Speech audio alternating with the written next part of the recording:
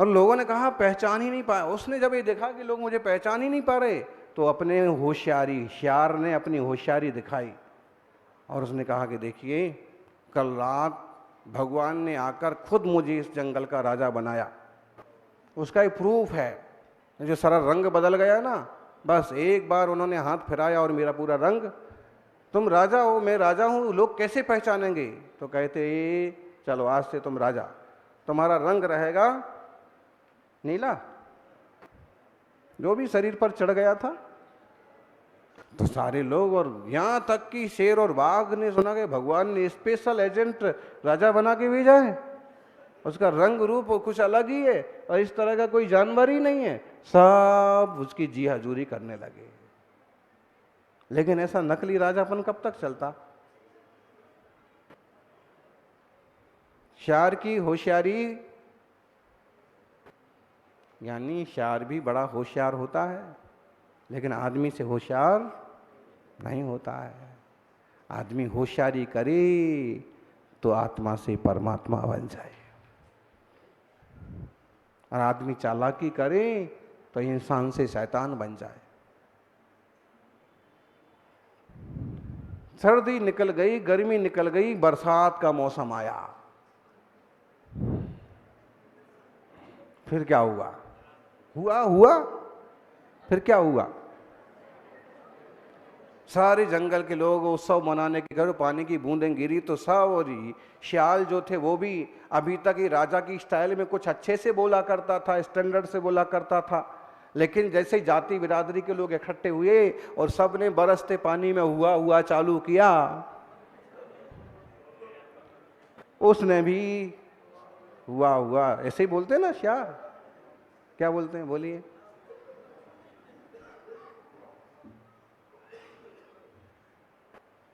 और जैसे ही एक अच्छी बारिश आई तो सारा का सारा रंग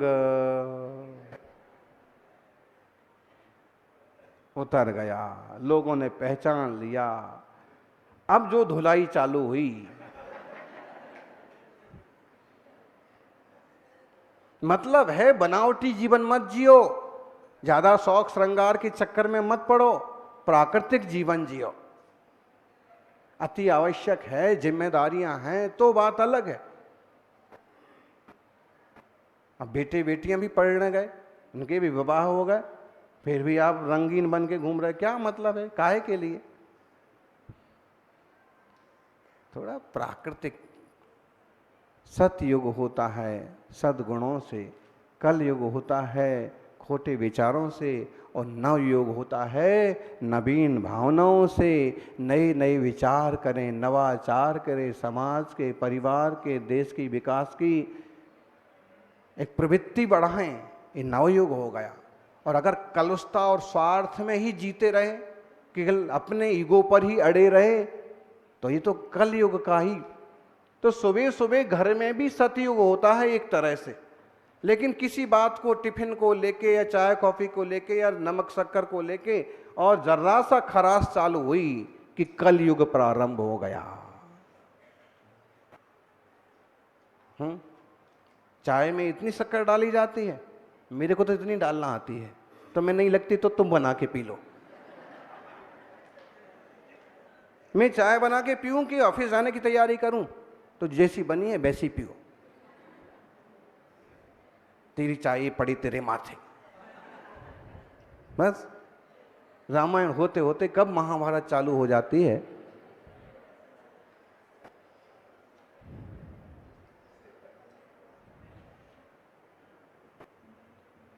तो कलयुग, सतयुग और नवयुग हमारे विचारों पर निर्भर करता है। मुनिराजों के सानिध्य में बैठे हैं, पड़गाहन के लिए खड़े हैं, पूरा सतयुग जैसा माहौल है। बोले महावीर स्वामी आहार को निकलते होंगे और पड़गाहन कैसे होता होगा, उनको जवाब दो, जैन भवन में आके देखो, ऐसे होता होगा। अरे भाई, घर घर पड़गाहन होता होगा, बस आज दूर घर वाले लोग हैं इसलिए एक जगह इकट्ठे हो गए, लेकिन नमोस्तु तो ऐसे होगा। तो एक सतयुग है, चौथा काल है। लेकिन परिणाम बदलते ही कब पांचवा काल आता है, और छठा काल आए बिना भी कब छठा काल आ जाता है। अगर झगड़ने लग गए, सिर फोड़ने लग गए, तो अपने विचार संभाल लें। विचार से ही आप आदर्श तक बनेंगे, आपका जीवन निर्मल हो। प्रत्येक परिस्थिति में ये बात ध्यान रखें कि भाव कलयुग जैसे ना हो जाए, सतयुग जैसे हों, कुछ नवाचार जैसे नवयुग जैसे हों, धर्म ध्यान के हों। सभी का जीवन मंगलमय हो, सभी सतयुग की यात्रा करते रहें, यही भावना। जय बोलिए 24 तीर्थंकर भगवान के। सादा जीवन उच्च विचार, सादा जीवन उच्च विचार, यही है सुखी जीवन का आधार। सादा जीवन उच्च विचार वाला व्यक्ति, सादा जीवन उच्च विचार वाला व्यक्ति जीवन में नए रास्ते खोलता है। वो केवल जीव से नहीं, जीवन से बोलता है। जीव से बोलोगे तो कम लोग सुनेंगे, जीवन से बोलोगे तो ज़्यादा लोग सुनेंगे। जीव से बोलोगे तो कम लोग उस अनुसरण करेंगे, कम लोग सुधरेंगे, और जीवन से बोलोगे तो ज़्यादा लोग अनुसरण करेंगे, ज़्यादा लोग सुधरेंगे। सादा जीवन उच्च विचार वाले लोगों के दर्शन दुर्लभ होते जा रहे हैं। Simple living and high thinking, जीने का तरीका सीधा, सच्चा, सरल और सादा।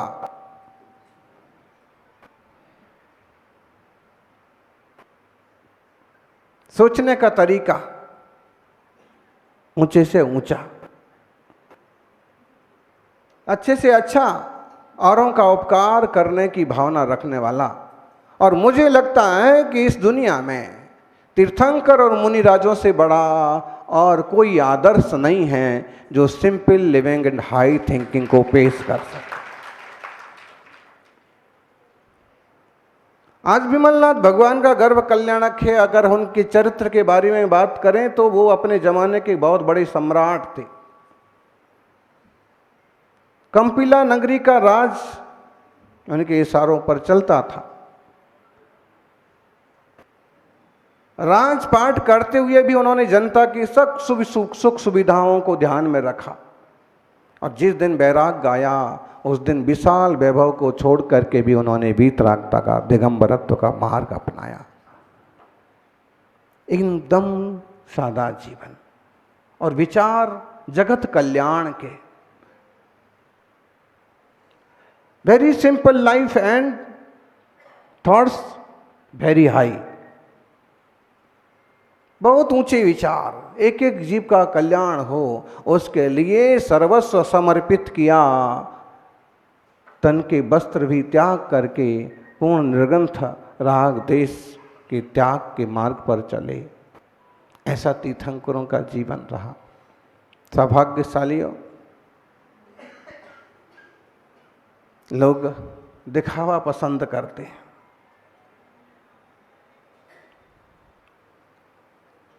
लेकिन जो दिखावा करते हैं वो ऐसे होता है, हाथी के दांत, हाथी के दांत दिखाने के और खाने के और। दिखाना नहीं, खाना।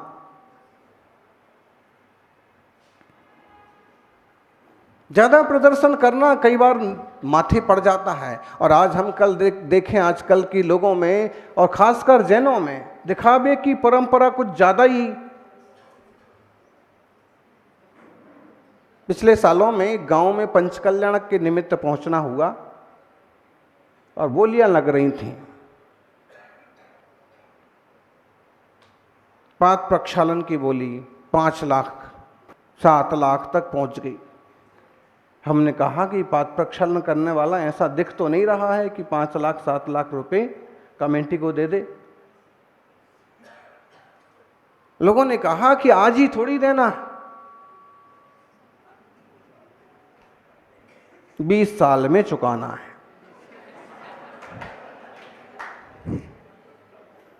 स्कीम है बोले हमारे यहां, पुनीत जी बोले हमारे समाज ने स्कीम रखी है 10 साल में चुकाना है। पूरे गांव में स्पीकर से अनाउंस हो रहा है, सबको सुनाई पड़ रहा है कि भाई साहब ने 7 लाख रुपए की बोली ली है। इनका घर भी 7 लाख रुपए का नहीं है।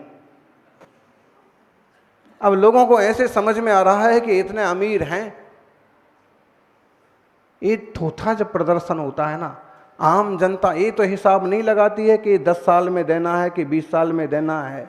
उसमें जो निम्न वर्ग के लोग होते हैं, अति साधारण वर्ग के लोग होते हैं, या तो वो ईर्ष्या करते हैं या फिर चोरियां करते हैं, या फिर कुछ ना कर पाए तो मनमुटाव रखते हैं। एक मन में एक दुर्भावना रखते हैं फिर। इसलिए दिखावा नहीं होना चाहिए, ना गांव में ना शहरों में। बोलियों के नाम पर होने वाला दिखावा कई बार समाज के लिए बहुत घातक सिद्ध होता है। बोले इस मंदिर की पंच कल्याण की इतनी बड़ी बड़ी बोलियां लगी थी, सिंहासन विराजमान करने की बोली 5 लाख। सिंहासन कैसा होगा, कितने का होगा? चोरियां होती हैं। ज्यादा प्रदर्शन में मत पड़िए, सादा जीवन होता है तो शांति रहती है। जितना ज़्यादा दिखावा करते हैं, बाद में उस दिखावे को मेंटेन करने में दिमाग खराब हो जाता है। कई सारे हीरोज, कई सारे नेता डिप्रेशन में आ जाते हैं। 4 जून के बाद आप देखिएगा नेताओं का हाल। अभी तो जैसे ढकी मुदी जैसे भी चल रही है, और अभी तो थोड़ा सा 56 इंच का चीन सीना है कि नहीं है, फिर भी कोट पहन के घूम रहे हैं। मतलब है कि जितना ज्यादा दिखावा करते हैं, और जब उस पर चोट पड़ती है उतनी ज्यादा तकलीफ होती है। आज रोज रोज आप सोने का ब्रेसलेट पहन के आ रहे थे, रोज रोज आप सोने की मालाएं पहन के आ रहे थे, रोज रोज आप नई नई जूते पहन के आ रहे थे, नई नई गाड़ी में आ रहे थे, और कभी मान लीजिए परिस्थिति डाउन हुई, अब आपको लोगों के सामने पेश होने में सादा जीवन, सिंपल रहिए ना। क्या रोज नई नई साड़ी दिखाना, क्या रोज नया नया तमाशा दिखाना। हम जो हैं सो हैं, हम सब जैसे ही हैं, आपसे हम अलग नहीं हैं। यहाँ देखिए कुछ श्रावा कैसे हाई फाई हैं कि चाहें तो हर रोज सोना पहन करके उपस्थित हों, हर रोज सोने के सिक्के बांटें। लेकिन जितना जरूरी है, जितना उचित है, जितना सामाजिक दृष्टि से योग्य है, वैसा और उतना काम करो। सौभाग्यशालियों, कई बार दिखावे में अपने मुंह की खाना पड़ती है। कई बार दिखावे में अपनी फजीती हो जाती है। एक महिला, एक बाई जी को बहुत दिखावे का बहुत था। लाइफ थोड़ी मेंटेन हुई, जीवन स्तर थोड़ा ऊंचा उठा, थोड़ी व्यवस्थाएं जुट भी गईं, एक गाड़ी भी आ गई, बढ़िया सा एक फ्लैट भी हो गया, पहनने के लिए कुछ अच्छे, और एक नौकरानी रखने जैसी ताकत भी उनने पैदा कर ली। अब पतिदेव तो चले भी जाते काम पर, लेकिन उन्हें काम तो कुछ नहीं, बस तिकड़म लगाते कि समाज में प्रतिष्ठा कैसे बढ़े, महिलाओं में मेरी अलग से वैल्यू कैसे हो। कई लोगों को रहता है ना कि मैं थोड़ा सा अलग से दिखूं, और थोड़ा अलग दिखने के चक्कर में कभी वो इतने अलग दिखने लगते हैं कि कोई देखना ही पसंद नहीं करता। एक बार उन्होंने नौकरानी को पाठ पढ़ाया कि देखो भाई जी, आज हमारी सहेली आने वाली है, दिल्ली से आने वाली है,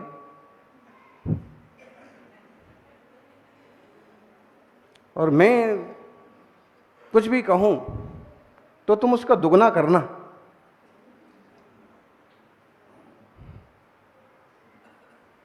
मैं कहूं कि गाड़ी निकालो, मार्केट घूमने जाना है, तो तुम कहना कौन सी वाली गाड़ी, 2-4 नाम गिनाना, फिर अपने घर में जो है वो ही निकालना।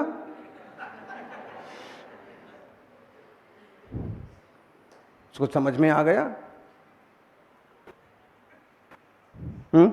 आपको भी समझ में आ गया? और दिल्ली के मेहमान आए जैसे, तो और पतिदेव तो बाहर गए अपने दुकान पर अपने काम से, कि उसने अपने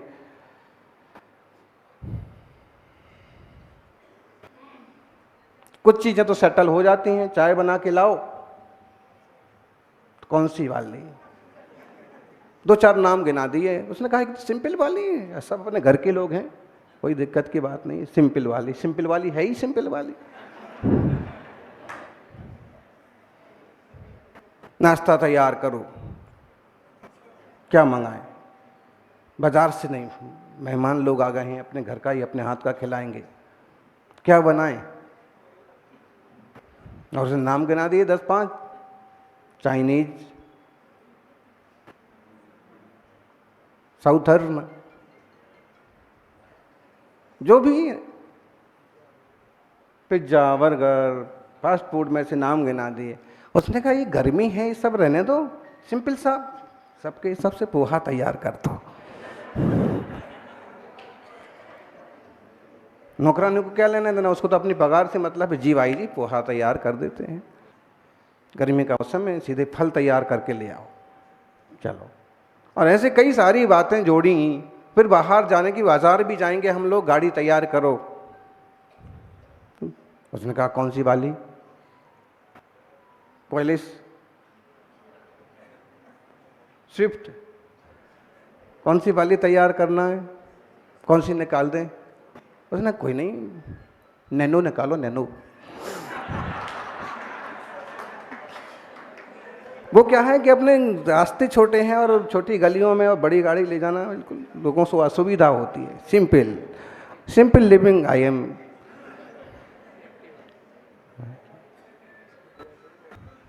अच्छा कहा उसने, एक्टिवा नहीं बोला, इतना तो रखा। और ध्यान रखना, हम लोग जा रहे हैं और अगर ये पतिदेव आ जाए ना, तो बता देना बाजार घूमने, बाजार मार्केटिंग के लिए गए हैं, शॉपिंग के लिए गए हैं। तो उसने कहा कौन से वाली पति आ जाएं,